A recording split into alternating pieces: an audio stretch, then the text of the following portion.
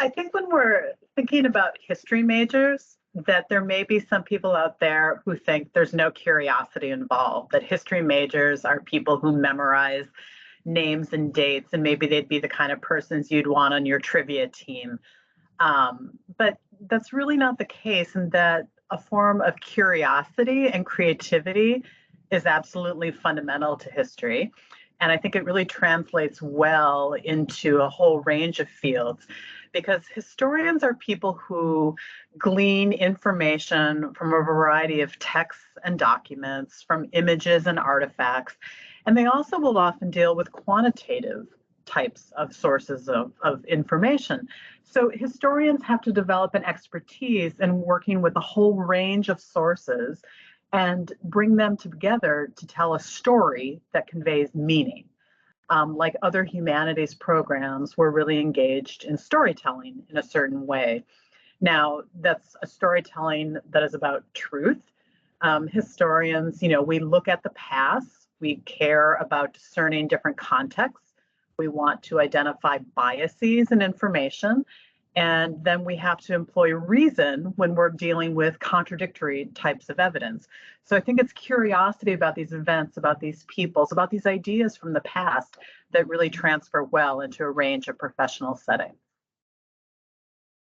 In thinking about ways that students develop a competency around curiosity, I might return to my original point where people might think about historians memorizing these names and these dates. We will learn lots of details about, say, a sheep plague that was in England in 1315 to 1317. But we're thinking about, like, why is that relevant for the present? How can we ask questions about the past and understand how they've shaped our contemporary world? How can we communicate about that idea? So those are the sorts of things that students in a classroom would be thinking about. Why does this particular past matter? But I also think that one of the most important traits that a student will develop in a history class is empathy.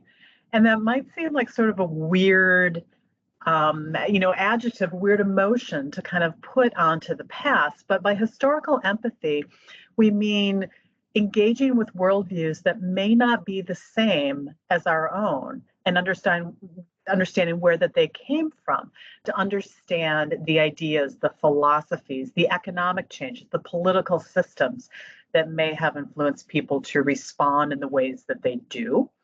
And then taking that empathy and discussing it orally, communicating in writing, perhaps creating a graphic or a digital presentation. Those are all the sorts of outcomes that students might do in class that they would then be able to demonstrate to a potential employer or in an internship, the sort of real professional career-based skills that they would be developing. So I think one of the things that not uniquely humanities students, but that Marquette students broadly really practice here is discernment. And that becomes kind of a buzzword. And I do think that it often has to be explained to people who are outside of a Marquette context. But I think a common theme throughout our courses is this Ignatian pedagogy, where we're not just learning a body of information, but we are reflecting on it. And then we are deploying it in different ways. You're learning how to learn as a student as much as you are learning a particular body of knowledge. And so what we really have an opportunity to practice is how to be nimble and imaginative in different projects, to learn something new and then apply it to what you've already known. And I think that's what really Marquette enhances and what students really appreciate about their studies.